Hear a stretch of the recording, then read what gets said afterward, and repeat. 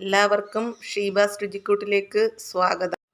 Pepper ചെമ്മീന് ആവശ്യമായ സാധനങ്ങൾ: ഇഞ്ചി വെളുത്തുള്ളി പേസ്റ്റ്, ചെറിയ ഉള്ളി, പെപ്പർ, കറിവേപ്പില, ഗരം മസാലപ്പൊടി, മഞ്ഞൾപ്പൊടി, പച്ചമുളക്, ഉപ്പ്. എണ്ണ ചൂടായിട്ടുണ്ട്, അതിലേക്ക് ചെമ്മീൻ ഇട്ട് കൊടുക്കാം.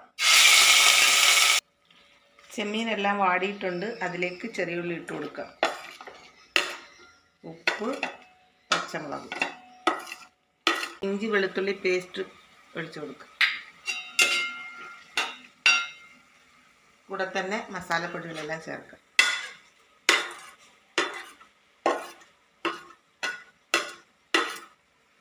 കുറച്ച് തേങ്ങാപ്പാൽ ഒഴിച്ചു കൊടുക്കാം.